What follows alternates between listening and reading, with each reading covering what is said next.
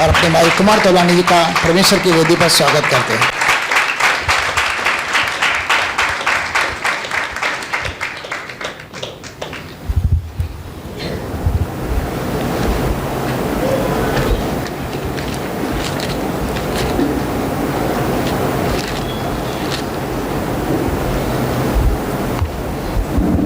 कुलुस्सियों 3 अध्याय उसका पहला वचन।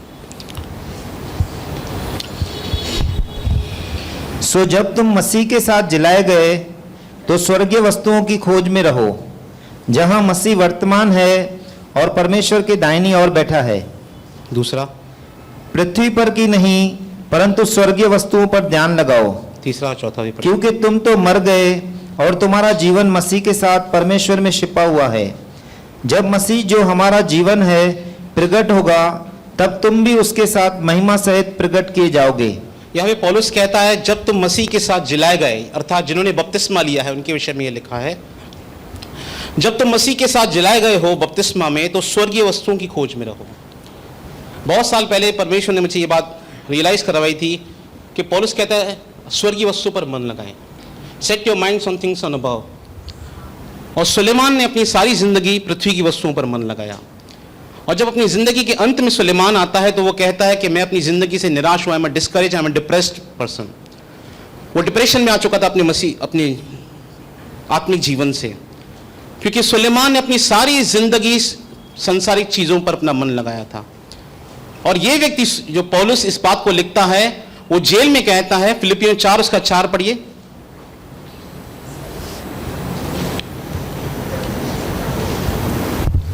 प्रभु में सदा आनंदित रहो, प्रभु में सदा आनंदित रहो। ये व्यक्ति क्या कह रहा है इस पत्री में? मैं समझता हूं 16 बार से अधिक उसने आनंद शब्द इस्तेमाल किया है कि प्रभु में सदा आनंदित रहो, प्रभु में सदा आनंदित रहो। मैं फिर कहता हूं आनंदित रहो, मैं फिर कहता हूं आनंदित रहो। यह व्यक्ति आनंदित है अपने मसीह जीवन के अंदर, और यह व्यक्ति जेल के अंदर है, जिसके लिए इफिसुस की पुस्तक में कहता है मैं जंजीर से जकड़ा हुआ राजदूत हूं। उसे किसी से मिलने नहीं दिया जाता, 2 साल तक वो नजरबंद था घर में अंदर। उसके बारे में अगर पढ़ेंगे तो उसके पास बहुत सारी तकलीफें थी उसके मसीह जीवन के अंदर, क्योंकि वो प्रभु यीशु मसीह की सेवकाई कर रहा था और लोग उसको तिरस्कारित कर रहे थे, लोगों से मार रहे थे, बेतों से मार रहे थे। और वो खुद कहता है इफिसुस की कलीसिया को प्रेरितों के काम 20 अध्याय में, मैं केवल एक बात जानता हूं, हर नगर में पवित्र आत्मा यह गवाही देता है कि एक बंधन और क्लेश तेरे लिए तैयार हैं, पर मैं अपने प्राण को कुछ भी प्रिय नहीं जानता, क्योंकि मैंने जिस पर विश्वास किया है मैं उसे जानता हूं। और यह व्यक्ति जेल के अंदर आनंदित है, और सुलेमान अपनी जिंदगी के सारे सुख भोग विलास प्राप्त करने के बाद अपनी जिंदगी से निराश है, क्योंकि उसने अपना ध्यान स्वर्गीय संसार की वस्तुओं पर लगाया। वो कहता है सबोपदेशक पहले अध्याय में, आप घर जाके पढ़ सकते हैं, कि मैंने अपना ध्यान स्वर्ग के नीचे की वस्तुओं पर लगाया है। हिंदी में सूर्य लिखा है, इंग्लिश में हेवन लिखा है। और यह व्यक्ति अपनी जिंदगी से डिप्रेस्ड हो चुका था।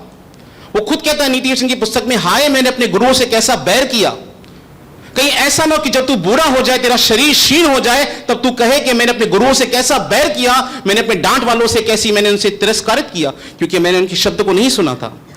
सुलेमान ने परमेश्वर के उपदेशों को लिखा जरूर, पर उसका पालन अपने जीवन में कभी नहीं किया। जो जो काम परमेश्वर से मना किए थे उसने वो काम किए। परमेश्वर ने मना किया था कि अन्य जाति की स्त्री के साथ तू शादी नहीं करना, उसे वो किया। परमेश्वर ने कहा तू मिस्र से व्यापार मत करना, वो मिस्र से व्यापार करने लगा। परमेश्वर ने कहा तू सोना चांदी मत बढ़ाना, वो सोना चांदी बढ़ाने लगा। एट द सेम टाइम वो बाइबल को लिख रहा था, एट द सेम टाइम वो परमेश्वर को डिसोबे कर रहा था अपनी पर्सनल लाइफ के अंदर। और जब अपनी जिंदगी के अंत में आता है, बुजुर्ग हो जाता है और अपनी जिंदगी की बायोग्राफी लिखता है और कहता है मैं अपनी जिंदगी से निराश हूं, और हमें संदेश देकर जाता है कि तुम मेरे जैसा जीवन मत जीना, तुम मेरे जैसा जीवन मत जीना, क्योंकि तुम भी निराश हो जाओगे अपने मसीह जीवन के अंदर। पर यह व्यक्ति कहता है अपना ध्यान स्वर्गीय वस्तुओं पर रखो। मसीह जीवन में मेरे बहुत एक विचार रहता था, एक सवाल रहता था, स्वर्गीय वस्तुएं होती क्या हैं? यह वस्तु के बारे में लिखा गया है।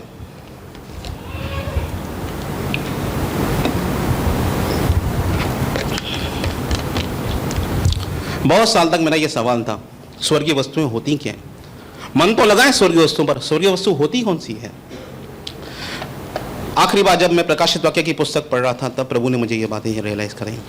प्रकाशित वाक्य, मैं कहाँ तक पहुँचता हूँ मुझे नहीं पता, अगर कंटिन्यू करना पड़ेगा तो प्रभु बोझ के बाद इसे ज़रूर कंटिन्यू करेंगे। प्रकाशित वाक्य एक ऐसी पुस्तक है जो बाइबल की आखिरी पुस्तक है, जहाँ पर यीशु मसीह यूहन्ना को बताते हैं कि उनके आने से पहले कौन सी बातें होने वाली हैं, पुनरुत्थान के पहले कौन सी बातें होने वाली हैं।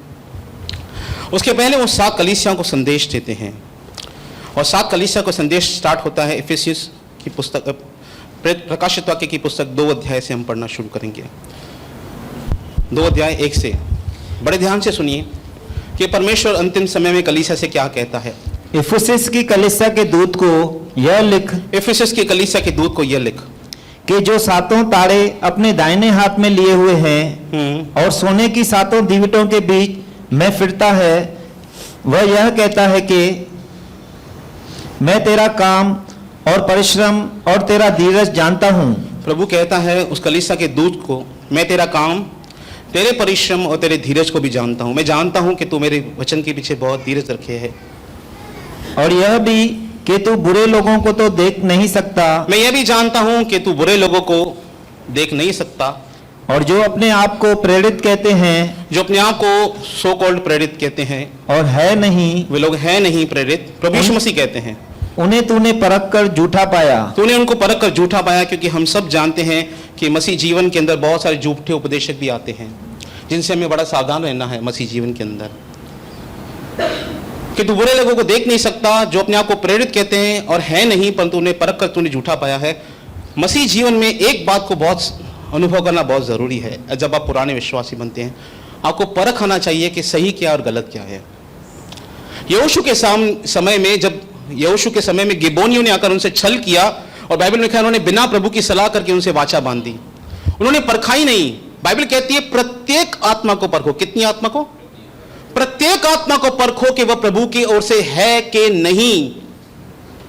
प्रत्येक आत्मा को परखा जाना चाहिए। हर एक प्रचारक को परखा जाने की बाइबल से प्रचार करता है कि नहीं। तूने उनको परख कर झूठा पाया है,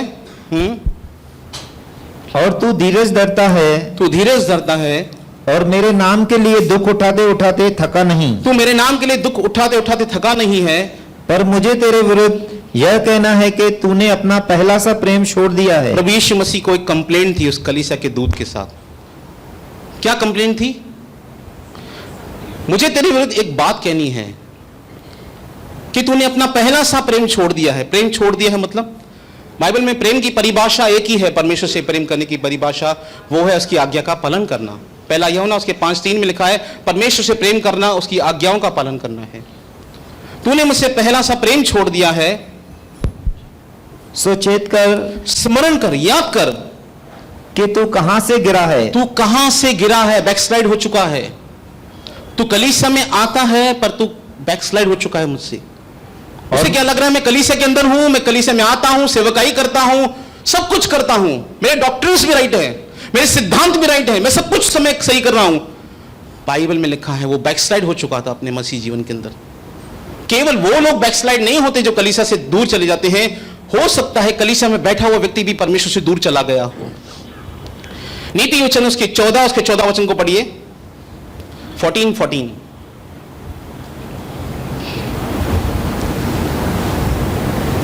जिसका मन ईश्वर की ओर से हट जाता है वह अपनी चाल चलन का फल भोगता है, परंतु भला मनुष्य आप ही आप संतुष्ट होता है। अ बैकस्लाइडर इन अ हार्ट।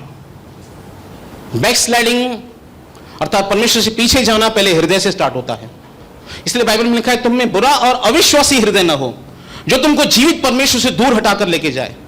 यह व्यक्ति परमेश्वर से प्रेम करना बंद कर चुका था, सेवकाई कर रहा था, सब कुछ कर रहा था, डॉक्ट्रिन्स भी सही थे, सिद्धांत सही थे, पर प्रभु यीशु मसीह कहता है मुझे तुझसे एक कंप्लेन है कि तू कैसे छोटी छोटी बातों में मुझसे प्रेम करता था, तूने मुझसे प्रेम करना बंद कर दिया है। और यीशु मसीह क्या कहते हैं उससे? मन फेरा और पहले के समान काम कर। पहले के समान काम कर।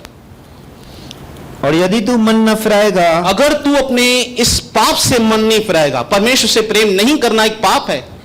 परमेश्वर यिर्मयाह की पुस्तक उसके 2:13 में वचन में कहता है मेरी प्रजा ने 2 बुराइयां की हैं। कितनी बुराइयां? एक तो उन्हें जीवित परमेश्वर मुझे छोड़ दिया जो जीवित जल का झरना हूं। पढ़िए उसको, वचन को पढ़िए।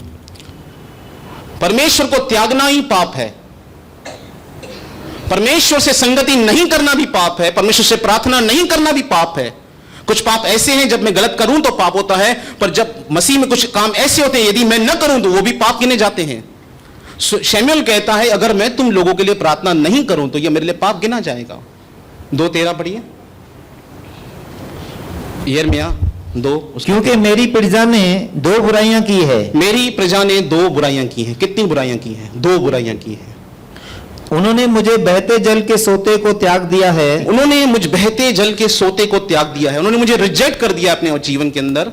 और उन्होंने होद बना लिए, उन्होंने ऐसे स्विमिंग पूल बना दिए हैं, वरन ऐसे होद जो टूट गए हैं, ऐसे हो जो टूट चुके हैं। ऐसे लोगों को उन्होंने अपने लिए चुन लिया है और जिनमें जल नहीं रह सकता। इनमें जल नहीं रह सकता।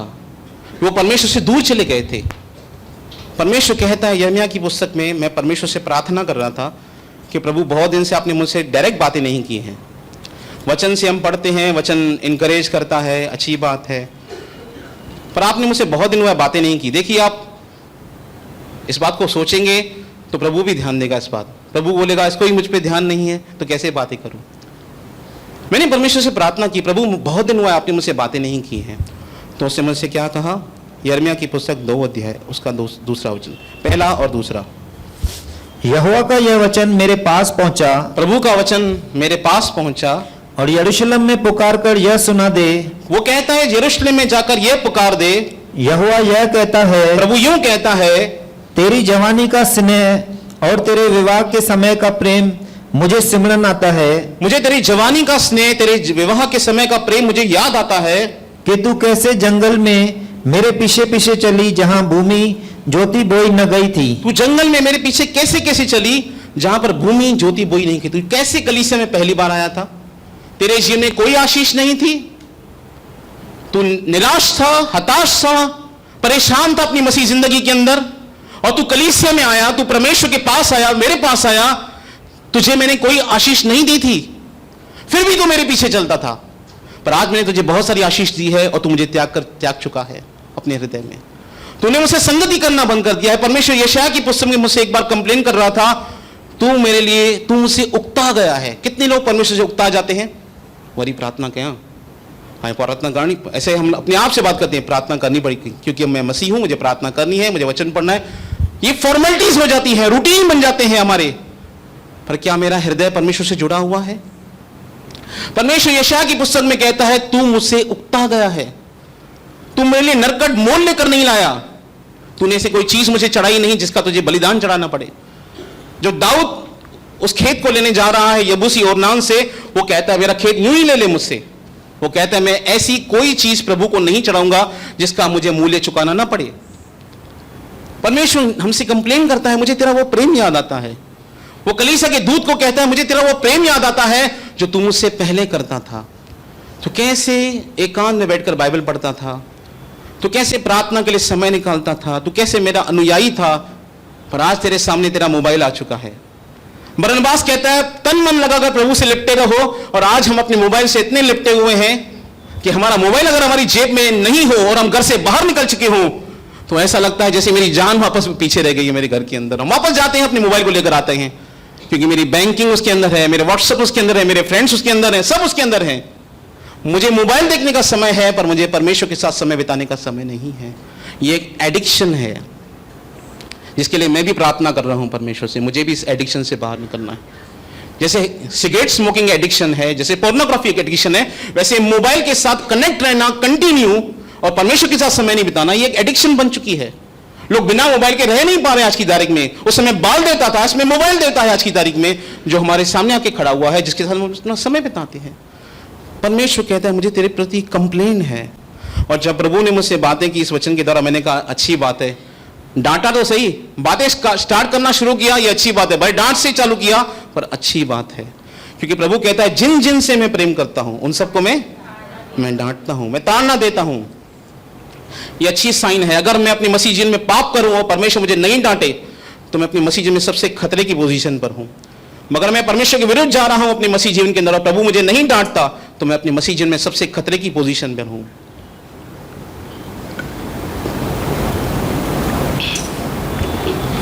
यदि तू मन न फिराएगा क्या कहते और हैं पहले के समान काम कर, और यदि तू मन न फिराएगा यदि तू मन नहीं फिराएगा तो मैं तेरे पास आकर तेरी दीवट को उस स्थान से हटा दूंगा। मैं तेरी कलीसिया को हटा दूंगा वहां से, जिसके लिए तू इतना भागता है कलीसिया के पीछे। सेवकाई करनी है, यहां प्रचार करना है, वहां प्रचार करना है, यहां घूमना है, वहां घूमना है, मिनिस्ट्री मिनिस्ट्री मिनिस्ट्री मिनिस्ट्री। मैं, परमेश्वर कहता है मैं कहां पर हूं तुम्हारी जिंदगी के अंदर? तुम्हें सेवकाई तो बहुत करनी है मेरी, पर मैं कहां पर हूं तुम्हारी जिंदगी के अंदर? जिस मिनिस्ट्री के पीछे तू इतना भागता है, वो मिनिस्ट्री में तुझसे छीन लूंगा, वो सेवकाई तुझसे दूर कर दूंगा। परमेश्वर हमसे प्रेम चाहता है। पहले स्थान पर परमेश्वर आता है, उसके साथ सहभागिता करना है। पिता का प्रेम, पुत्र यीशु मसीह का अनुग्रह, पवित्र आत्मा की सहभागिता केवल कलीसिया को पूरा करने के लिए शब्द नहीं लिखा गया। उसके मायने हैं कि पवित्र आत्मा की सहभागिता सदा तुम्हारे साथ रहती हो, कि तुम सदा परमेश्वर के साथ रहो। और वो कहता है कि मुझे तो तेरा प्रेम चाहिए, न कि तेरी मिनिस्ट्री चाहिए। मिनिस्ट्री बाद में है, पहले स्थान पे परमेश्वर है, उसके बाद मिनिस्ट्री आती है, बाद में सेवकाई आती है। क्योंकि हम बहुत बार जब सेवक होते हैं इतनी सेवकाई में बिजी हो जाते हैं, इतनी सेवकाई करते हैं कि प्रभु के साथ समय बिताने का समय नहीं मिलता हमको, जिसकी हम सेवकाई करते हैं। पर पहले उसके साथ संगति करना, उसके साथ प्रेम करना, उसकी आज्ञाओं का पालन करना। आगे क्या कहते हैं यीशु मसीह उससे? पर हाँ, तुझमें यह बात तो है कि तू निकुलियों के कामों से घृणा करता है, तू निकुलियों के कामों से घृणा करता है, जिनसे मैं भी घृणा करता हूँ। जिनसे मैं भी घृणा करता हूँ। जिसके कान हो, उस समय के कुछ रॉन्ग डॉक्ट्रिन्स थे निकुलई, मैं नहीं जानता, पर उस समय के रॉन्ग डॉक्ट्रिन्स थे कुछ समय के। प्रभु कहता है तू उनसे घृणा करता है, मैं भी उनसे घृणा करता हूँ। जिसके कान हो वह सुन ले कि आत्मा कलीसियाओं से क्या कहता है। जिसके कान हो वो सुन ले कि आत्मा कलीसियाओं से क्या कहता है। कलीसिया से नहीं कहता, कलीसियाओं से क्या कहता है। जिसके कान हो वो सुन ले कि परमेश्वर कलीसिया से क्या कह रहा है अंतिम समय में। जो जय पाए मैं उसे उस जीवन के पेड़ में से जो परमेश्वर के स्वर्ग लोक में है फल खाने को दूंगा। जो जय पाए, जो इन सब चीजों पर जय पाएगा, मैं उसे जीवन के पेड़ में से जो परमेश्वर के स्वर्ग लोक में है फल खाने को दूंगा। यह स्वर्गीय वस्तु पहली नंबर है। पौलुस कहता है स्वर्गीय वस्तुओं पर मन लगाओ। तो कहां है स्वर्गीय वस्तुएं? स्वर्ग में कौन सी वस्तु है? क्या परमेश्वर वस्तु है? नहीं। परमेश्वर कहता है कि तू उस पेड़, जीवन के पेड़ की उपेक्षा कर जिसको मैंने आदम को खाने के लिए नहीं दिया था। परमेश्वर ने आदम को जीवन के पेड़ में से खाने के लिए नहीं दिया था, क्योंकि परमेश्वर कहता है अगर इसने ये खा लिया तो ज्ञान, पाप और बुराई का जो उसके अंदर फल खाया था उसने, उसके कारण वो सदा नहीं मरता। पर परमेश्वर कहता है अगर तू जय प्राप्त करेगा तो मैं तुझे इस जीवन के पेड़ में से खाने के लिए दे दूंगा। सुलेमान ने क्या किया? सुलेमान कहता है सबोदेश की पुस्तक के अंदर 2:5 पढ़िए। कंपैरिजन हो रही है। मैंने अपने लिए बाड़ियां और बाग लगवा लिए। मैंने अपने जीवन में बाड़ियां और बाग लगाए, गार्डन्स बनाए, अपने प्राइवेट गार्डन्स। हाँ, और उनमें भांति भांति के फलदायी वृक्ष लगाए। मैंने भांति भांति के वृक्ष लगाए उसमें। मैंने अपने लिए कुंड खुदवा लिए। बस मैंने अपने लिए कुंड खुदवाए, मैंने अपने लिए स्विमिंग पूल खुलवाए, जिनसे उन सारा वाटिका सींचती थी। वो कहता है उसने कहां पर ले पेड़ मन लगाया? संसारिक चीजों पर। और पौलुस कहता है स्वर्गीय वस्तुओं की खोज करो जहां पर मसीह वर्तमान है, जहां से मैं तुम्हें जीवन के पेड़ में से खाने के लिए दे सकता हूं। जो जय पाएगा वो ही इस जीवन के पेड़ को खा सकता है। और जय पाने वाला कौन है? बाइबल कहती है पहला यूहन्ना उसके 5 उसके 4 में केवल वो ही जय पा सकता है जिसका यह विश्वास है कि यीशु मसीह परमेश्वर का पुत्र है। जय प्राप्त करने के लिए आपको कोई ऐसा काम नहीं करना जिससे आप जयवंत हो सके। भजन संहिता उसके 44 में लिखा है वे तेरी प्रसन्नता के कारण जयवंत हुए। न अपने बाहुबल से जयवंत हुए, न अपनी ताकत के बल से उन्होंने इजराइल देश को प्राप्त किया, पर तेरी प्रसन्नता की वजह से। एक भी युद्ध इजराइल ने अपने दम पे नहीं जीता है। एक भी युद्ध इजराइल ने अपने दम पर नहीं जीता। पूर्व काल की बात बता रहा हूं मैं, अभी की बात नहीं बता रहा हूं मैं, बाइबल की बात बता रहा हूं।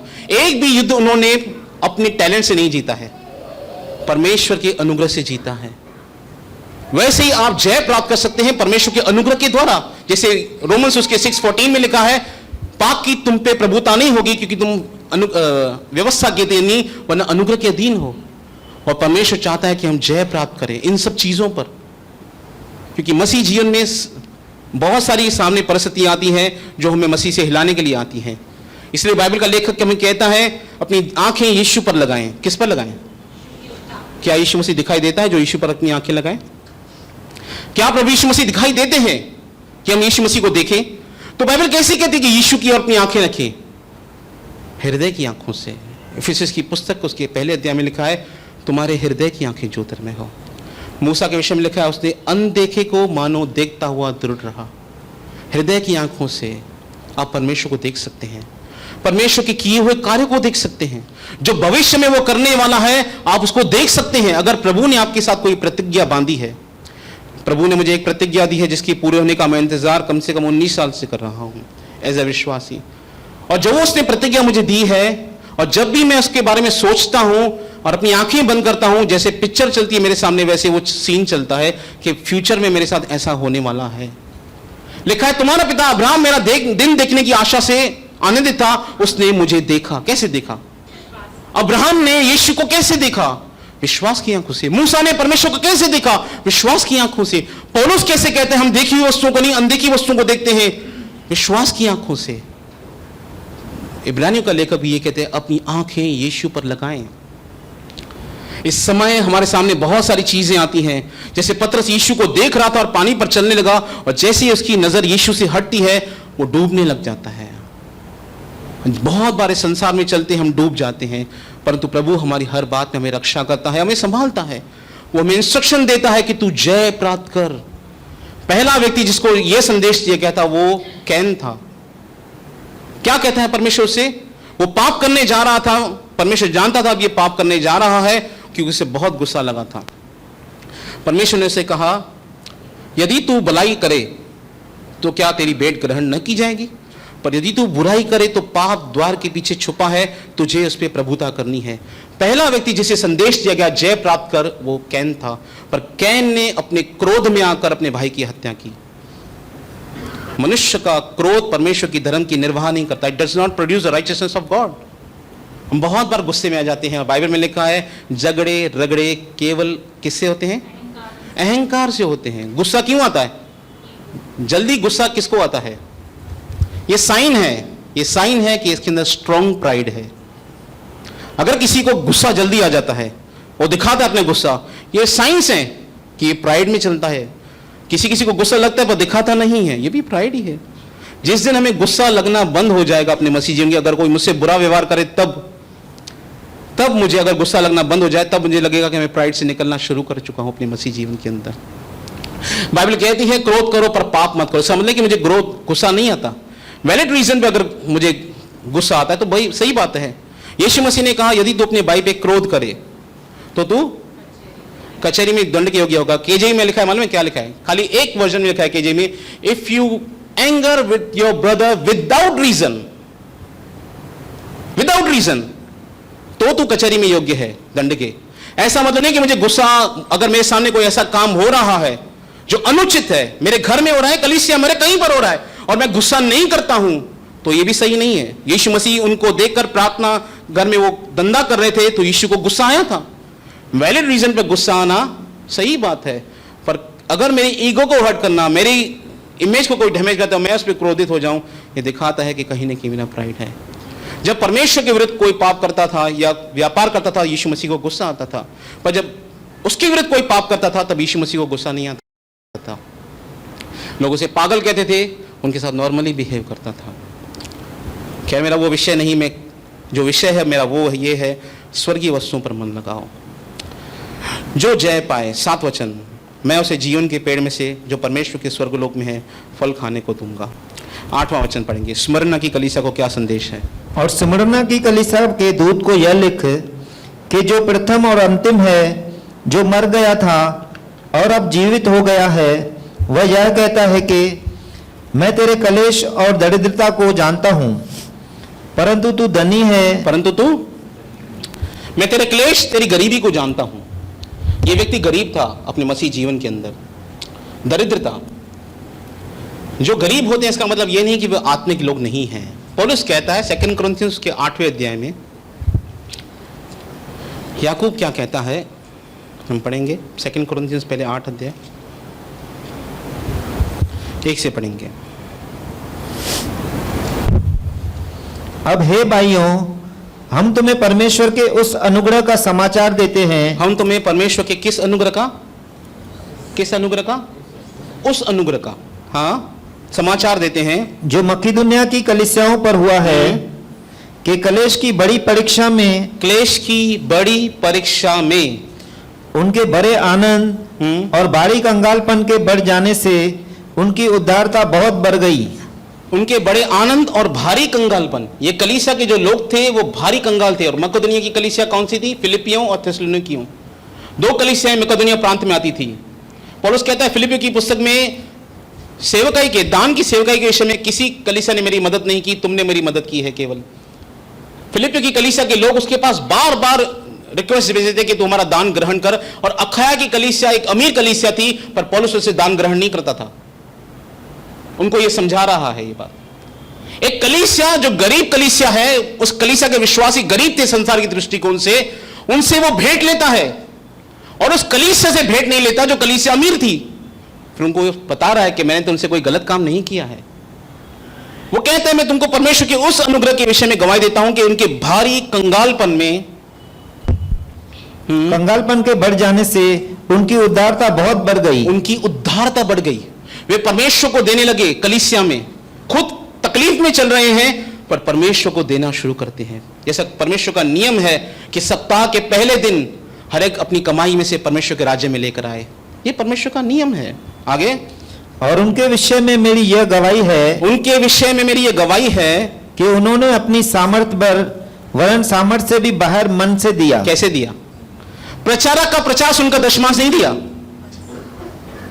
प्रचारक का प्रचार सुनकर दशमांश नहीं दिया, हृदय से दिया। बाइबल में लिखा है विलफुल ऑफरिंग, हृदय से दी हुई भेंट परमेश्वर ग्रहण करता है। उन्होंने अपने मन से दिया परमेश्वर को, चाहे 2 दमड़ी दी, चाहे कितनी भी दी, पर दिया हृदय से। ये गरीब लोग हैं। अगर कलीसिया आज के विश्वासियों को दिखाई जाए ऐसी कलीसिया, वो कहेंगे ये कलीसिया गरीब कलीसिया है, क्योंकि इस कलीसिया में एसी नहीं है, इस कलीसिया में प्रोजेक्टर नहीं है, इस कलीसिया में म्यूजिक सिस्टम्स नहीं है। पर यीशु मसीह कहता है उस कलीसिया से, मैं तेरी दरिद्रता को जानता हूं, पर तू धनी है विश्वास में, तू बहुत धनी है मेरी दृष्टिकोण में। संसार की दृष्टि में तू दरिद्र है, गरीब है, पर मेरी दृष्टि में तू अमीर है। परमेश्वर का देखना मनुष्य का देखना नहीं है, परमेश्वर हृदय को देखता है हमेशा। प्रभु यीशु मसीह के बारे में एक बात लिखी है, एक आपको सलाह देता हूं अपने मसीह जीवन के अंदर। कोई अगर किसी के बारे में बताना ये ब्रदर ऐसा है, ये सिस्टर ऐसी है, कभी विश्वास मत करना, क्योंकि यीशु मसीह के बारे में लिखा है वो कभी सुने हुए बात पर विश्वास नहीं करता था। वो अपने डिसीजंस जो था परमेश्वर के ऊपर रखता था, क्योंकि किसी की बात इनकरेक्ट भी हो सकती है। यीशु मसीह की हैबिट थी। आप पढ़ सकते हैं यशायाह की पुस्तक 11 अध्याय में बहुत सारी चीजें बाइबल में लिखी हैं, आपको खुद पढ़नी पड़ेंगी। स्वर्ग से जब मन्ना आता था तो कैसे आता था मन्ना, आप जानते हैं?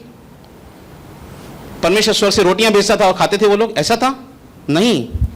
गिनती की पुस्तक 11 अध्याय, जैसे हमारे घर में हमारे प्लेट में चपाती आती है वैसे मन्ना ऐसे नहीं आता था। गिनती की पुस्तक 11 अध्याय,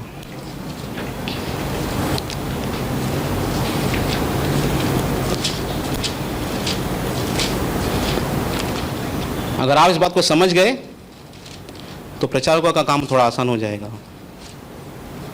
कलीसिया अगर इस बात को समझ गई तो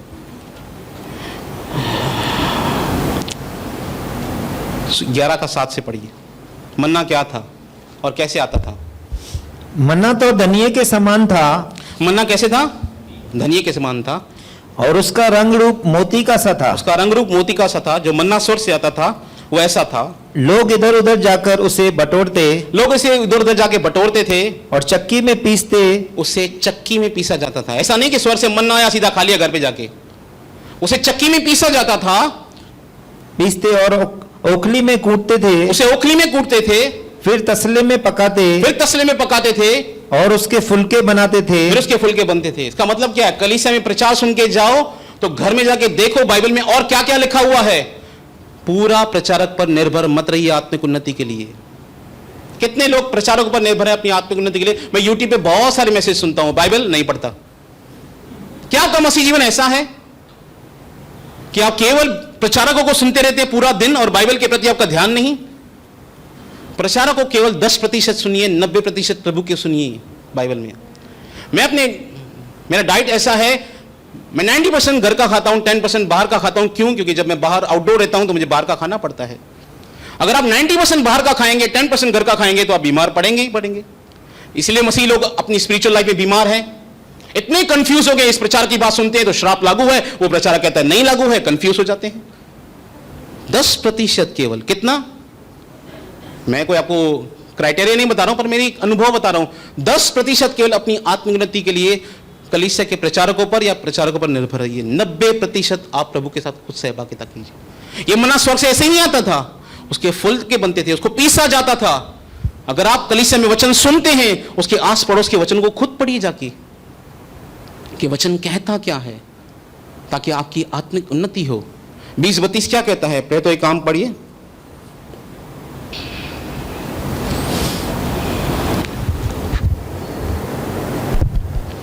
और अब मैं तुम्हें परमेश्वर को और उसके अनुग्रह के वचन को सौंप देता हूं, जो तुम्हारी उन्नति कर सकता है। कौन उन्नति कर सकता है? परमेश्वर का वचन आपकी उन्नति कर सकता है। फिर से आएंगे प्रकाशित वाक्य की पुस्तक में।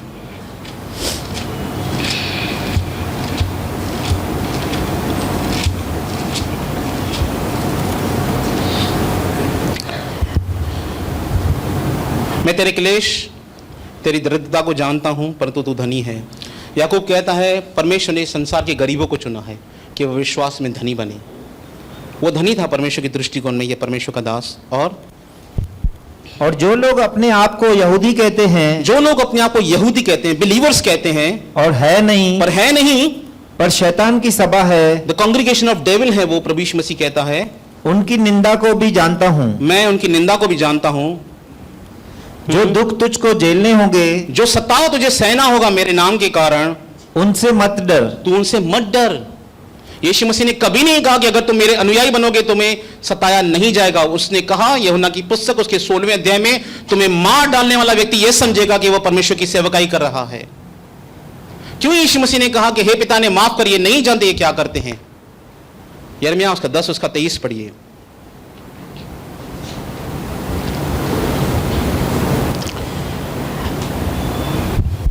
हे यहोवा, हे परमेश्वर, मैं जान गया हूं, ये बात सत्य है। जो संसार के लोग हैं उनके बारे में ये लिखा है, हे परमेश्वर मैं जान गया हूं कि मनुष्य का मार्ग उसके वश में नहीं है। मनुष्य का मार्ग उसके वश में नहीं है। मनुष्य चलता तो है, परंतु उसके डग उसके अधीन नहीं है। उसके डग उसके अधीन नहीं है। वो जानते ही नहीं वो क्या कर रहे हैं, इसलिए वो हमें सताते हैं। जो तुझे दुख झेलने होंगे उनसे मत डर, यीशु मसीह कहता है। हाँ, क्योंकि जो दुख तुझको झेलने होंगे उनसे मत डर। मत घबराइए उन दुखों से जो यीशु के कारण आने वाले हैं। मत घबराइए, क्योंकि देखो शैतान तुम में से कितनों को जेल खाने में डालने पर है। शैतान तुम लोगों को कुछ को जेल खाने में डालने पर है। यीशु मसीह पतरस से कहते हैं, शैतान ने तुमको मुझसे मांग लिया है कि गेहूं के समान फटके, पर मैंने तुम्हारे लिए प्रार्थना की है कि तुम्हारा विश्वास जाता न रहे। हाँ, ताकि तुम परखे जाओ, तुम परखे जाओ। और तुम्हें 10 दिन तक कलेश उठाना होगा, तुम्हें सताव उठाना पड़ेगा मेरे नाम के कारण। प्राण देने तक विश्वासी रहे। कभी तक विश्वासी रहना है? जब तक आखिरी सांस है। आखिरी सांस तक विश्वास में बने रहना है। प्राण देने तक विश्वासी बना रहे, यीशु मसीह से कहता है कलीसिया से। और जब तू प्राण देने तक विश्वासी बना रहेगा तो मैं तुझे जीवन का मुकुट दूंगा। मैं तुझे जीवन का मुकुट दूंगा। परमेश्वर स्वर्ग में नाम पुकारे किसी का, कलीसिया में, और बुलाए कि मैं तुझे जीवन का मुकुट देना चाहता हूं। क्या ही आदर की बात है। पौलुस कहता है रोमियो उसके 2 उसके 29 में, यहूदी वह नहीं जो यहूदी हृदय शरीर में है, यहूदी वह है जो हृदय और मन से है। खतना वह है जो हृदय का और आत्मा का है। ऐसे की प्रशंसा मनुष्य की ओर से नहीं होती, ऐसे की प्रशंसा परमेश्वर के द्वारा होती है। परमेश्वर आपका आदर करेगा। दूसरा तीमुथियुस की पुस्तक में पौलुस कहता है, परमेश्वर मुझे धर्म का वो मुकुट देने वाला है, केवल मुझे नहीं देगा परंतु उन सबको देगा जो उसके आने का इंतजार कर रहे हैं। आप सबके लिए प्रभु यीशु मसीह ने एक मुकुट रखा है, एक धार्मिकता का मुकुट, एक जीवन का मुकुट। और आगे कलीसिया के दूत को कहता है जो कुछ तेरे पास है उसे थामे रहे कि कोई तेरा मुकुट तुझसे छीन न ले। आपका मुकुट सबसे छीना जा सकता है, और वो कहता है तेरा मुकुट तेरे हाथ से जाने न पाए। उस जीवन के मुकुट पर अपना ध्यान रहे। पौलुस कहता है एक लड़ने वाला अखाड़े में जब लड़ता है एक मुरझाने वाले मुकुट की ओर के लिए दौड़ता है, वो परिश्रम करता है, परंतु हम उस मुकुट के लिए करते हैं जो मुरझाने का नहीं। परमेश्वर को एक मुकुट देने वाला है स्वर्ग में, और वो कहता है, क्या कहता है, प्राण देने तक विश्वासी रहे। न जाने कितने लोगों ने अपने प्राण दे दिए पर यीशु को नहीं छोड़ा। अगर आप हिस्ट्री पढ़ने जाएंगे, मसीह लोगों की हिस्ट्री पढ़ने जाएंगे, उनको एंड तक बोला गया यीशु का इनकार कर तुझे छोड़ देंगे, बोला नहीं छोड़ेंगे यीशु को, मार दो भले। पर पैचो नाम की एक लेडी थी, उसको बताया गया कि कल तुझे मारने वाले हैं, और एक रात पहले उसने दर्शन देखा कि एक स्वर्ग की ओर सीढ़ी जा रही है और मैं वहां पे जा रही हूं और मेरे पासबान भी मेरे साथ जा रहे हैं, और वो खुश हो रही थी। और उसका जेलर कहता है ये पागल लड़की है क्या, कल इसको मारा जाने वाला है और ये व्यक्ति, ये स्त्री क्या कर रही है, खुश हो रही है। उसको जंगली सांडों के बीच में छोड़ा गया, सांडों ने से बहुत मारा पर वो मर नहीं रही थी, खड़ी होकर फिर अपने बाल बना रही थी, क्योंकि उस समय की कल स्त्रियां अगर बाल खुले हों तो शोक दर्शाती थी, और बांधती थी तो ये दिखाती थी कि मैं खुश हूं। वो अपने बाल बांधती थी और सांड वापस आता था, उसको मारता था पर मरती नहीं थी। एंड में इंस्ट्रक्शन दिया गया, रोमी राजा ने उसको तलवार से मार दो, उसे तलवार से मार दिया गया, पर उसने यीशु का इनकार नहीं किया। उसके पिताजी रोमन थे, उसने कहा यीशु का इनकार कर। उसने कहा पिताजी सामने आप देख रहे हैं गमला है, उसे क्या कहते हैं, उसने कहा गमला है। उसने कहा उसकी आइडेंटिटी है, वो उसकी पहचान है, यीशु मेरी पहचान है, मैं उसे नहीं छोड़ सकती। मर गए पर यीशु का इनकार नहीं किया। यीशु मसीह जानते थे कि मैं मरने जा रहा हूं क्रूस पर। उनकी मन की तैयारी थी। क्या कलीसिया की मन की तैयारी है कि आपको यीशु के कारण सताया जा सकता है? अगर मुझे पता हो कि मेरे साथ ऐसा कुछ होने वाला है जो बहुत ही खराब होने वाला है। यीशु मसीह जब गतसमनी के बाग में आए तो यीशु व्याकुल हुए, उनकी हृदय धड़कन बढ़ गई थी, पर यह बात यीशु मसीह 4000 साल से जानते थे। किसी बात का इंतजार करना, उस ऐसे कठिन समय का इंतजार करना बहुत ही कठिन होता है। अगर मुझे पता हो कि मैं 5 दिन के बाद मेरी बाईपास सर्जरी होने वाली है, डॉक्टर ने कहा है तू नहीं बच सकता, 99% तू नहीं बच सकता, 1% बच गया तो बच गया, मेरे 5 दिन कैसे निकलेंगे? यीशु मसीह जानते थे मुझे पिता परमेश्वर से अलग होना पड़ेगा एक दिन, और उस दिन का उसने 4000 साल से इंतजार किया। कैसे उसका इंतजार हुआ होगा उस दिन गतसमनी के बाग के दिन तक? 4000 साल उसने इंतजार किया। उसकी मन की तैयारी थी, बचपन से उस बात पे तैयार हो चुका था कि मुझे एक दिन क्रूस पे मरना है सारी मानव जाति के लिए। उसका मन तैयार हो चुका था कि अपने मन को तैयार करें कि अगर यीशु के कारण सताव भी आए तो हम यीशु को नहीं छोड़ें। ऐसी हम प्रार्थना करें। हम अपने द्वारा नहीं कर सकते। पतरस के समान अगर अहंकार करेंगे तो छोड़ देंगे यीशु को। प्रार्थना करें। यीशु ने कहा प्रार्थना करो, आत्मा तैयार है, देह दुर्बल है। प्रार्थना करो इस बात के लिए। प्राण देने तक विश्वास ही रहे तो मैं तुझे जीवन का मुकुट दूंगा। जिसके कान हो वह सुन ले कि आत्मा कलीसियाओं से क्या कहता है। जिसके कान हो वह सुन ले कि आत्मा कलीसियाओं से क्या कहता है। जो जय पाए उसको दूसरी मृत्यु से हानि न पहुंचेगी। उसको दूसरी मृत्यु से हानि नहीं पहुंचेगी। जो जय प्राप्त करेगा उसे नरक में नहीं मरना पड़ेगा, वो परमेश्वर के साथ हमेशा हमेशा के लिए जिएगा। वो कहता है जीवन के मुकुट की बाट जोता रहे। जीवन के पेड़ पर तू अपना ध्यान, वस्तुओं पर ध्यान लगा जहां पर वो सब चीजें हैं स्वर्ग में। परगमन की कलीसिया को क्या संदेश है? और परगमन की कलीसिया के दूत को यह लिख कि जिसके पास दोधारी और चोखी तलवार है वह यह कहता है कि मैं यह तो जानता हूं कि तू वहां रहता है जहां शैतान का सिंहासन है। मैं वहां, तू कहां रहता है? जहां शैतान का सिंहासन है, हेडक्वार्टर है शैतान का। उस समय वहां पर वो कलीसिया थी। और मेरे नाम पर स्थिर रहता है। तू मेरे नाम पर स्थिर रहता है और मुझ पर विश्वास करने से उन दिनों में भी पीछे नहीं हटा। तू मेरे पीछे उस दिनों में भी नहीं हटा जिनमें मेरा विश्वास योग्य साक्षी अंतिपास तुम में उस स्थान पर घात किया गया जहां शैतान रहता है। पर मुझे तेरे विरुद्ध कुछ बातें कहनी है। यीशु मसीह फिर से कंप्लेंट दे रहा है कलीसिया को। मुझे तेरे विरुद्ध एक बात कहनी है। क्यों? क्या बाती? क्योंकि तेरे यहाँ कितने तो ऐसे हैं, कितने तेरे पास ऐसे हैं जो बिलाम की शिक्षा को मानते हैं, बिलाम की शिक्षा को मानते हैं। बिलाम की शिक्षा क्या है? बिलाम की शिक्षा है पैसों के लिए सेवकाई करना। जितने लोगों ने भी पैसों के लिए सेवकाई की है वो कभी वापस नहीं आए, चाहे गेहजी हो, चाहे यहूदा इस्करियोती हो। जितने लोग भी पैसों के पीछे भागे हैं वो वापस कभी नहीं आए हैं। और बिलाम भी उनमें से एक था जो पैसों की, अधर्म की मजदूरी के पीछे भागता था। एक परमेश्वर के दास के अंदर एक क्वालिटी होती है, वो कभी पैसों के पीछे, अधर्म के पैसों के पीछे नहीं भागता। परमेश्वर के पैसों पर उसकी बुरी नजर नहीं होती। ये परमेश्वर के दास की क्वालिटी है। दानियल से कहा गया, तू ये भविष्यवाणी बता, तुझे आधा राज्य दे दूंगा। उसने कहा, तेरे पैसे तेरे पास हो, तेरा राज्य आज तुझसे छीन लिया जाएगा, पर मैं तुझे बताता हूं उसका मतलब क्या है। परमेश्वर के दास कभी परमेश्वर के पैसों के पीछे नहीं भागते। और ये बिलाम परमेश्वर के पीछे चलने वाला व्यक्ति अधर्म की मजदूरी में आ जाता है। और प्रभु कहता है, मुझे तेरे विरुद्ध ये बात कहनी है कि तेरी कलीसिया में बिलाम है।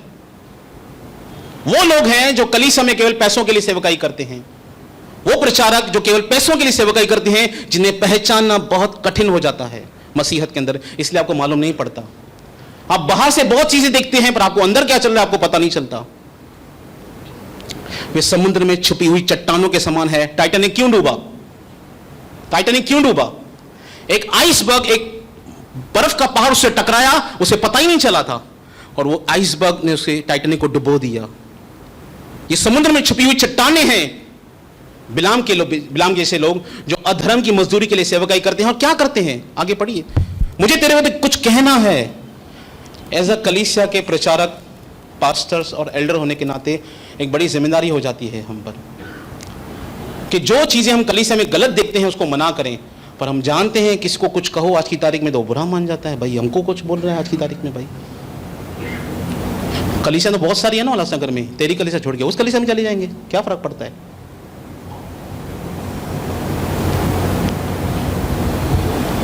मुझे तेरे विरुद्ध ये कुछ कहना है।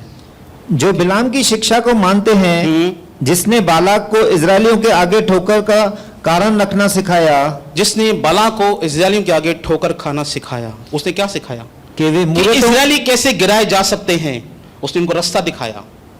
कि वे मूरतों के बलिदान खाएं और व्यभिचार करें। व्यभिचार करें और मूर्ति पूजा करें। हम नहीं जानते कलीसिया में कौन यहां पर स्तुति आराधना करता है, घर में जाके मूर्ति पूजा करता है, रीति रिवाजों में चला जाता है, हमको नहीं पता।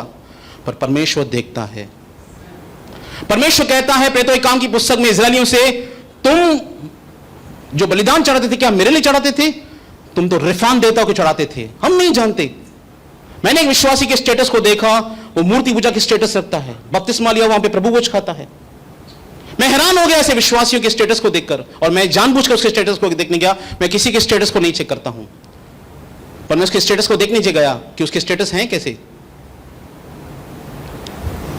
वो व्यभिचार करते हैं और मूर्तियों पे चढ़ाई हुई चीजें खाते हैं। एज ए परमेश्वर का दास होने के नाते मैंने पास्टर जी से इस बात पर सलाह की, ब्रदर हरेश से सलाह की कि हम अपनी कलीसिया में इस बात की शिक्षा दें कि 2 शादियां अलाउड नहीं है बाइबल के अंदर। यह व्यभिचार है कंप्लीटली।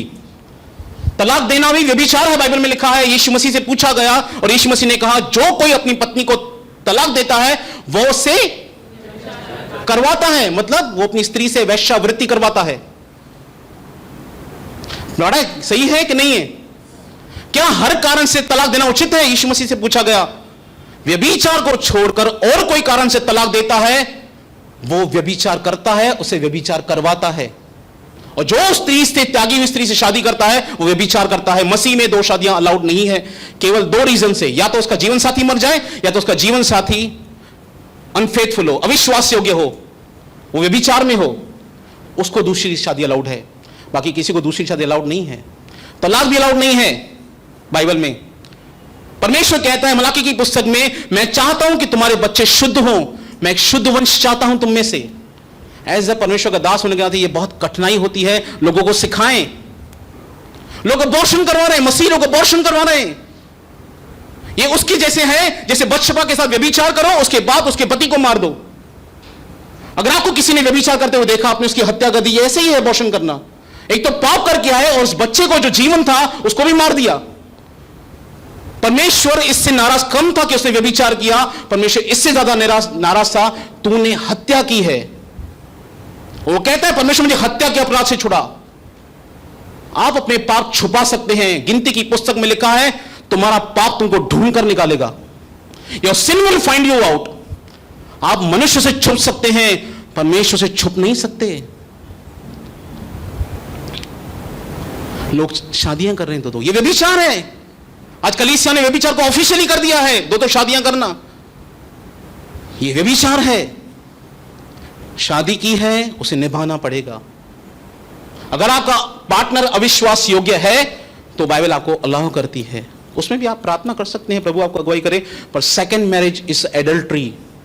आपके जो बच्चे पैदा होंगे वो भी अशुद्ध बच्चे होंगे एज पर बाइबल। मर्जी आपकी है, डिसीजंस आपको लेने हैं। हम आपकी लहू से निर्दोष हो जाएंगे क्योंकि हम आपको परमेश्वर का मार्ग दिखाते हैं। पौलुस कहता है इफिसी कलीसिया को, मैं तुम्हारे लहू से निर्दोष हूं क्योंकि मैंने तुम्हें परमेश्वर का सारा अभिप्राय बता दिया है। ये अशुद्ध है। जो शादी करने जा रहे हैं, जवान हैं, आज असहनशील हैं लोग, जवान लोग मोस्टली डिवोर्स क्यों होते हैं? मेरी सास के साथ मेरी नहीं बनती, मेरा पति जो है पूरा दिन सास की बात, मेरी सास की बात मानता रहता है। क्या इतनी सहनशीलता हमारे पास नहीं बची है? क्या ऐसी शादियां निभाई जाती हैं? अनबिलीवर्स लेडीज हमारे कलीसिया में जो आज की तारीख में है, उस समय जब अनबिलीवर्स थी, मेरी मदर को कहूं या किसी और को भी कहूं, मैं अपनी मदर को देखता हूं, उसके लिए बोलता हूं, कठिनाइयों के समय भी उन्होंने अपने पति को नहीं छोड़ा। कंप्लेंट्स होती रहती हैं सास के साथ। इसका मतलब यह नहीं कि भाई मैं अलग रहना शुरू करूंगी। बाइबल में लिखा है, हे स्त्री अपने पति के पिता के घर को भूल। एक स्त्री को अपने पिता के घर को भूलना पड़ेगा अगर अपने पति का घर स्थापित करना है तो। पौलुस कहता है तीतुस की पुस्तक में, उन बूढ़ी स्त्रियों को समझा कि जवान स्त्री को समझाएं कि अपने पति से प्रेम करें, अपने बच्चों का पालन पोषण करें ताकि परमेश्वर के उपदेश की कभी निंदा ना होने पाए। आज निंदा हो रही है परमेश्वर की ओपन। क्या हमारा मसीह में यह शिक्षा देता है? वो कहता है मुझे तेरे विरुद्ध कुछ कहना है। तू चुप करके बैठा है कलीसिया के अंदर, जब तेरे सामने अशुद्ध चीजें हो रही हैं, व्यभिचार हो रहा है, मूर्ति पूजा हो रही है, और तू चुप करके बैठा है कलीसिया के अंदर। मुझे तेरे विरुद्ध कुछ कहना है। तू कैसे अलाउ करके बैठा है इन सब चीजों को? नहीं, नहीं, हम परमिट नहीं करेंगे किसी को दूसरी शादी के लिए। ना हमारी कलीसिया, हमारे पासबान, ना हमारे एल्डर्स किसी की दूसरी मैरिज में इन्वॉल्व नहीं होंगे। अगर दो रीजन है, या तो आपका जीवन साथी मर जाए या तो वो व्यभिचारी हो जाए, नहीं तो कलीसिया इन्वॉल्व भी नहीं होगी। मैं किसी से परमिशन नहीं लेता क्योंकि हमारी विश्वास योग्यता परमेश्वर के द्वारा है। हमें हिसाब किताब परमेश्वर को देना है, मनुष्य को हिसाब किताब नहीं देना हमको। वो कहता है तू कैसे अलाउ करता है इन सब चीजों को? एक बहन के बाद मैं विजिटिंग करने के लिए गया, उसने कहा मैंने डिवोर्स दे दिया अपने पति को। मैंने कहा कारण क्या है? उसने कहा कि मेरा पति जितना कमाता था उसने मुझे नहीं बताया, उतना मैं कम कमाता है वो भी। दूसरा रीज़न, अपनी माँ की बात सुनता है, मेरी बात नहीं सुनता। हम शादी का फॉर्म भरने के लिए आपकी कलीसिया में आने वाले हैं, पप्पू भाई मेरे साथ थे। मैंने कहा नहीं हो सकता, कुमार हसन ये सेवक ही संभालते हैं। मैंने कहा नहीं संभालेंगे हम लोग, आपको उनसे मेल मिलाप करना पड़ेगा, वापस जाके उनसे मेल मिलाप कर दीजिए। मैं मानता हूं आपके साथ धोखा हुआ है, आपके साथ गलत व्यवहार हुआ है, मैं इस बात को एडमिट करता हूं। उस परिवार ने आपको धोखा दिया, जैसा दिखाया गया था विश्वासी परिवार वो ऐसा विश्वासी नहीं था, इसलिए आंख खोलकर शादी के रिश्ते चलाइए। हर एक विश्वासी को विश्वासी मत समझिए, आंख खोलकर इस काम कीजिए, फिर ब्लेम कलीसिया को मत दीजिए। मैंने कहा सिस्टर मैं आपसे सहमत हूं, आपके साथ धोखा हुआ है, पर बाइबल आपको अलाउ नहीं करती शादी के लिए। उस दिन पहले मुझे एक बहन मिली मुझे नीचे, और उसने कहा मेरे साथ ऐसा हुआ है और मैं शादी करना चाहती हूँ। मैंने कहा बाइबल आपको अलाउ नहीं करती। हमारा काम है परमेश्वर के लोगों को सही रास्ता दिखाना। मर्जी आपकी है, डिसीजंस आपके हैं, परिणाम आप देखेंगे, हम नहीं देखेंगे। वो कहता है मुझे तेरे विरुद्ध कुछ कहना है।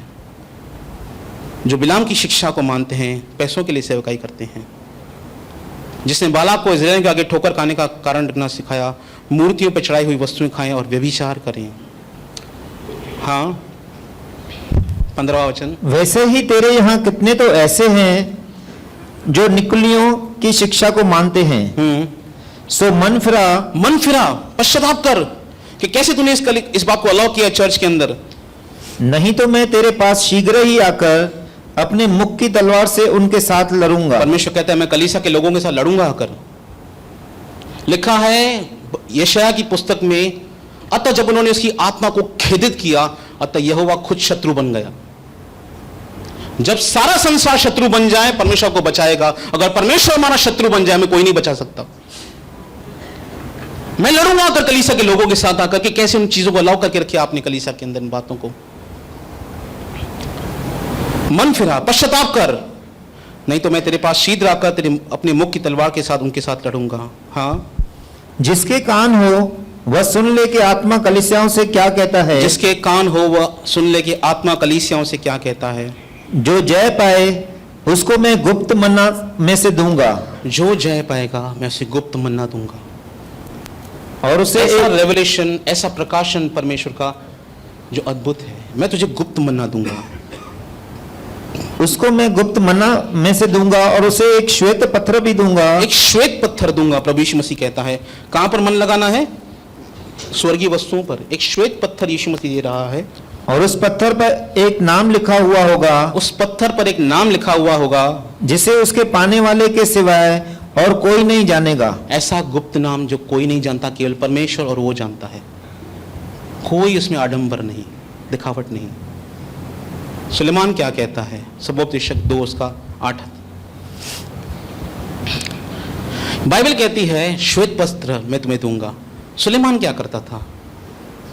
मैंने चांदी और सोना और राजाओं और प्रांतों के बहुमूल्य पदार्थों का भी संग्रह किया। मैंने म्यूजियम बनाया था उन सारे पत्थरों का, मणियों का, डायमंड्स का, रूबीज का, सबका मैंने डायमंड कलेक्शन था मेरे पास, डायमंड कलेक्शन।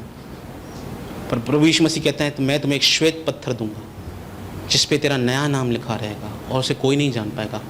और इस समाज के, हमारे भारत के एक समाज ने, एक पंथ ने इसको चोरी किया है। वो नाम दान देते हैं और कहते हैं ये नाम किसी को बताना नहीं। जिस दिन ये नाम दान दिया दूसरे को, तेरा नाम खत्म, बताता ही नहीं है डर से। ये सच्चाई है। पर यीशु मसीह हमें एक नया नाम देने जा रहा है जिस पर आपका नाम लिखा हुआ है, एक नया नाम। जैसे उसने पतरस का नाम लिखा, शिमोन का पतरस किया उसने, अब्राहम को अब्राहम किया, वो आपको एक नया नाम देने जा रहा है, एक श्वेत पत्थर पर लिखा हुआ। मेरी बातों का बुरा मत मानिए क्योंकि मैं सच कह रहा हूँ। अगर मैंने कहीं थोड़ा अग्रेशन में भी बोला तो मेरे मन में किसी के लिए कुछ भी नहीं है।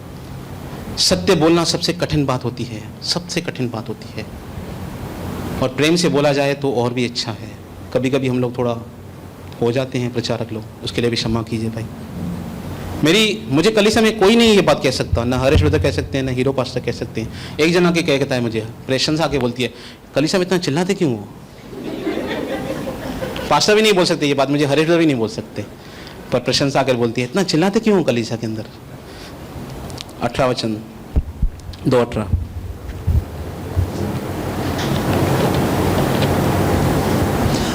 और थुआतीरा की कलीसिया के दूत को यह लिख कि परमेश्वर का पुत्र, जिसकी आंखें आग की ज्वाला की नाई और जिसके पांव उत्तम पीतल के समान है, यह कहता है कि मैं तेरे कामों और प्रेम और विश्वास और सेवा और धीरज को जानता हूँ, और यह भी कि तेरे पिछले काम पहलों से बढ़कर है। मैं तेरे कामों को, तेरे प्रेम को, तेरे विश्वास को, तेरी सेवकाई को, तेरे धीरज को जानता हूँ, और यह भी कि तेरे पिछले काम जो अभी के काम है पहलों से बढ़कर तू अच्छी सेवकाई कर रहा है मेरी।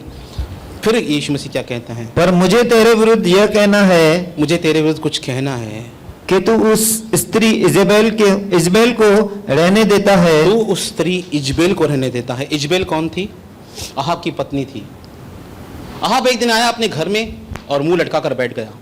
इजबेल ने कहा तेरा मुंह क्यों लटका हुआ है? उसने कहा मैंने उससे जमीन मांगी, उसने मुझे जमीन नहीं दी। उसने कहा तू राजा है क्या है? देख तेरी जमीन में कैसे तेरे को दिलाती हूँ। जिसकी जमीन थी उसको मरवा कर उसको जमीन दिलवा दी। चर्च अथॉरिटीज में स्त्रियों का कोई भाग नहीं है, ये परमेश्वर का नियम है। और जो स्त्री परमेश्वर की सेवकाई के बीच में अगर बाधा डालेगी, वो इजबेल की सेवकाई को मिनिस्ट्री करेगी। जो ओवर पावर करेगी अपने पति के ऊपर आकर, मार इसकी दी क्या, अपने पति को हटाकर खुद बनना शुरू हो जाएगी, बॉस हो जाएगी चर्च की, वो इजबेल के समान काम करना शुरू करेगी। मैंने देखी है, अनुभव के साथ बता सकता हूँ, सुना भी है, देखा भी है, अनुभव के साथ बोल सकता हूँ। इजबेल जैसी स्त्रियों को मैंने, जहां पर उसके पति की नहीं चलती कलीसिया के अंदर, दिखाने के लिए पति आता है खाली कलीसिया में, पर पीछे पत्नी की चलती है। इजबेल, तू राजा है, मैं तुझे जमीन दिखाऊं, कलीसिया से निकालना है, किसको करना है, क्या देना है, मैं डिसीजन लूंगी। चर्च में स्त्रियों का एक बहुत ही योगदान है सुसमाचार में, हर बात में, पर चर्च डिसीजंस में, चर्च मिनिस्ट्री में, चर्च एडमिनिस्ट्रेशन के अंदर या चर्च की एल्डरशिप के अंदर या डिसीजन मेकिंग के अंदर आकर उनको वो एक सलाह दे सकती हैं। As a brother, as a sister, वो ब्रदर को सलाह दे सकती हैं, अपनी पति को सलाह दे सकती हैं, पर डिसीजन मेकर वो नहीं बन सकती कलीसिया के अंदर। और इजबेल डिसीजन मेकर हो गई थी उस कलीसिया की, और वो कहता है तू उस स्त्री को रहने देता अपने यहां पर, इजबेल को। वो करती क्या है इजबेल? जो अपने आप को भविष्यवक्तन कहती है, वो अपने आप को भविष्यवक्तन कहती है, मैं प्रोफेट्स हूं, मैं भविष्यवाणी करती हूं। और मेरे दासों को व्यभिचार करने, वो मेरे दासों को व्यभिचार करवाना सिखाती है, मुझे मेरे परमेश्वर के मार्गों से भिटकाती है वो, और मूर्तों के आगे के बलिदान खाने को सिखलाकर भरमाती है। वो भरमाती है मेरे लोगों को, और तू उसे अलाउ करता है चर्च के अंदर। आगे, मैंने उसको मन फिराने के लिए अवसर दिया, मैंने उसे मन फिराने का अवसर दिया, पर वह अपने व्यभिचार से मन फिराना नहीं चाहती। मैंने उसे अवसर दिया है, परमेश्वर अवसर देता है। बाइबल कहती है अवसर को बहुमूल्य समझो, दिन बहुत बुरे हैं। यीशु मसीह कहते हैं यरूशलेम के लिए, तूने उस अवसर को जब तुझ पे कृपा दृष्टि की गई थी नहीं पहचाना। अवसर मिल रहे हैं, उसको पहचानिए। मैंने उसे अवसर दिया अपने पापों से मन फिराने के लिए, पर वह मन फिराना नहीं चाहती। हाँ, देख मैं उसे खाट पर डालता हूँ, मैं उसे रोकशेय पर डालता हूँ, और जो उसके साथ व्यभिचार करते हैं, यदि वे भी उसके से कामों से मन न फिराएंगे तो उन्हें बड़े कलेश में डालूंगा। अगर वो व्यभिचार से मन नहीं फिराएंगे तो मैं उन्हें क्लेश में डालूंगा। आज की तारीख में सबसे घिनौना पाप जो समाज में चल रहा है वो व्यभिचार है। मैं नहीं जानता आप कैसे संघर्ष में जीवन जी रहे हैं, पर यह बहुत ही संघर्षमय जीवन है। अपने आप को व्यभिचार से बचाए रखना। बाइबल कहती है पवित्र बनो, अर्थात व्यभिचार से बचे रहो। ये आपकी ड्यूटी है, मेरी ड्यूटी है कि हम अपने आप को कैसे इन सब चीज़ों से अलग कर सकते हैं। आप कैसे अपने मोबाइल को अपने आप से अलग कर सकते हैं जहाँ पर ये सारी व्यभिचार की चीज़ें भरी पड़ी हैं। और कहता है कि मैंने इसको रोकशेय पर पटका, पर वो मन नहीं फिराती अपने पापों से, मैं उसे क्लेश में डालूंगा। आगे, और मैं उसके बच्चों को मार डालूंगा। कितनी कठिन बात यीशु मसीह कह रहे हैं, मैं उसके बच्चों को मार डालूंगा। और तब सब कलीसियाएं जान लेगी कि हृदय और मन का परखने वाला मैं ही हूँ। हृदय और मन का परखने वाला परमेश्वर मैं हूँ, और मैं तुम में से हर एक को उसके कामों के अनुसार बदला दूंगा।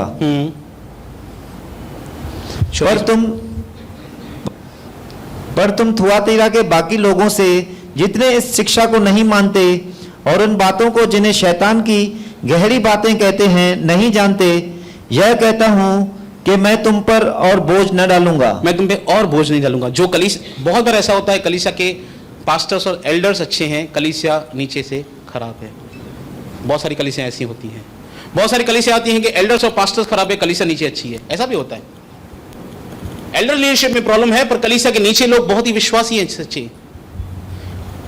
पर तुम थुआतीरा के बाकी लोगों से जितने इस शिक्षा को नहीं मानते, उन बातों को जिन्हें शैतान की गहरी बातें कहते हैं नहीं जानते, मैं ये कहता हूं कि मैं तुम पर और बोझ नहीं डालूंगा। हाँ, पर हाँ, जो तुम्हारे पास है उसको मेरे आने तक थामे रहो। जो कुछ तेरे पास है उसे थामे रख।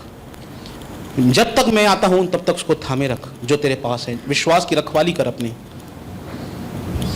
जो जय पाए और मेरे कामों के अनुसार अंत तक करता रहे, जो जय पाए मेरे कामों के अनुसार अंत तक करता रहे, मैं उसे जाति जाति के लोगों पर अधिकार दूंगा। मैं उसे जाति के लोगों पर अधिकार दूंगा, और वह लोहे का राजदंड लिए हुए उन पर राज्य करेगा। वो लोहे का राजदंड लिए हुए राज्य करेगा। जब आप इस बातों पे जय प्राप्त करेंगे, परमेश्वर आपको स्वर्ग में एक रोज सोने का लोहे का राजदंड देगा, एक अथॉरिटी देगा आपको स्वर्ग के अंदर। आगे, जिस प्रकार कुम्हार के मिट्टी के बर्तन चकनाचूर हो जाते हैं, जैसे कि मैंने भी ऐसा ही अधिकार अपने पिता से पाया है। और मैं उसे भोर का तारा दूंगा। मैं उसे भोर का तारा दूंगा। जिसके कान हो वह सुन ले कि आत्मा कलीसियाओं से क्या कहता है। मैं उसे भोर का तारा दूंगा। मैं उसे क्या दूंगा? मैं लोहे का राजदंड दूंगा। सुलेमान के पास सारे लोहे का राजदंड था। उसका सिंहासन बहुत बड़ा था, पर परमेश्वर में कहता है मैं तुम्हें लोहे का राजदंड देने वाला हूँ, मैं तुम्हें अधिकार देने जा रहा हूँ स्वर्ग के अंदर। पौलुस कहता है अपना ध्यान स्वर्गीय वस्तुओं पर रखो। एक लास्ट वचन पढ़ाऊंगा क्योंकि ये संदेश बहुत ही बड़ा जा रहा है। मैं एक लास्ट वचन पढ़ाऊंगा, 3 का 19 पढ़ाऊंगा,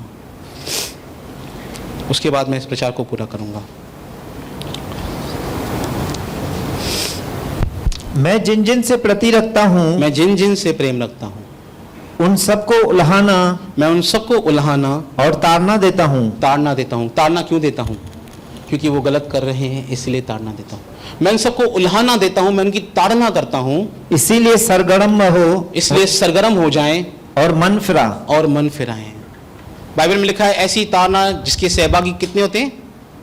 सब होते हैं। अगर तुम्हारी नहीं तो तुम व्यभिचार की संतान हो। अगर आपको लगता है कि आपके बुरे काम पर परमेश्वर की ताड़ना कर रहा है, ये पॉजिटिव साइन है आपके लिए कि परमेश्वर आपसे प्रेम करता है। ये परमेश्वर का प्रेम है। होशे की पुस्तक में अगर आप पढ़ने जाएंगे तो होशे की पुस्तक में इतने कठोर शब्दों का प्रयोग किया गया है, इतना परमेश्वर का क्रोध दिखाया गया है वहाँ पर। और जानते हैं वो क्रोध के पीछे क्या था? वो क्रोध के पीछे परमेश्वर का प्रेम था। कुछ दिन पहले एक एक्सीडेंट हुआ अंबरनाथ के हाईवे के ऊपर, और हम एक व्यक्ति को देखे, वो जख्मी था तो उसको हॉस्पिटल में लेकर गए। कुछ भाई हमारे साथ थे, अविश्वासी लोग भी थे, पप्पू भाई भी मेरे साथ थे। तो सेंट्रल हॉस्पिटल में पहुंचे। उसकी बेटी उसको देखकर बहुत हाइपर हो रही थी। हम लोग नॉर्मल थे, वो अपने पिता को देखकर बहुत हाइपर हो रही थी। क्यों हाइपर हो रही थी? क्योंकि वो अपने पिता से प्रेम करती, उसके पिता का खून बह रहा था और उसके पिता समझ नहीं पा रहे थे हो क्या रहा है। और कहती पापा आपको समझ नहीं आ रहा है क्या? हम लोग सब नॉर्मल थे, पर वो नॉर्मल नहीं थी लेडी, क्योंकि वो उसका पिता था। परमेश्वर हमसे प्रेम करता है, इसलिए हमें सुधारता है, सिखाता है और कहता है कि उन बातों पर मन लगाएं जो स्वर्गीय वस्तु हैं, जहाँ पे जीवन का पेड़ है, जहाँ पर श्वेत वस्त्र हैं, जहाँ पर सिंहासन है। उन बातों पर अपना ध्यान रखें, क्योंकि जो जय प्राप्त करेगा वही इन सब चीज़ों को प्राप्त करने जा रहा है। तो कहाँ पर अपना मन लगाएंगे? स्वर्गीय वस्तुओं पर। बहुत संघर्षमय जीवन है भाई। कल धंधा बढ़ जाए तो हमारा ध्यान डाइवर्ट हो जाता है, कभी कभी घर के काम आ जाए तो डाइवर्ट हो जाता है हमारा माइंड। ये एक मसीह जीवन ऐसा है जैसे शिप जाती है। जब शिप समुद्र में जाती है तो लहरें उसे घसीटती हैं दूसरी दिशा में, पर उसके एक हाथ में कंपास रहता है शिप के चलाने वाले के लिए। गुड कॉन्शियस को मॉरली कंपास किया गया है बाइबल के अंदर। आपका कॉन्शियस आपको बताएगा कि आप सही दिशा में हैं कि गलत दिशा के अंदर हैं। और जब आपको लगे कि आप गलत दिशा में चले गए हैं मसीह जीवन के अंदर, पहला काम आपको करना है अपने अपने पापों को मान लेना है और पश्चाताप करना है। जैसे मैंने परमेश्वर से कहा, प्रभु आपने बहुत दिन से बातें नहीं की, सीधा डांटना शुरू। मतलब भाई अच्छी बात है, डांटना शुरू किया, बातें तो कम से कम शुरू कर दी। पहले वो एकदम चुप करके बैठे थे आप। अगर परमेश्वर डांटता भी है तो ये भी भली बात है, क्योंकि वो हमारी भलाई के लिए है। तो अपना ध्यान स्वर्गीय वस्तुओं पर रखें। जहाँ पर मुझे समय मिलेगा इसको आगे और कंप्लीट करेंगे। प्रभु आपको आशीष करे।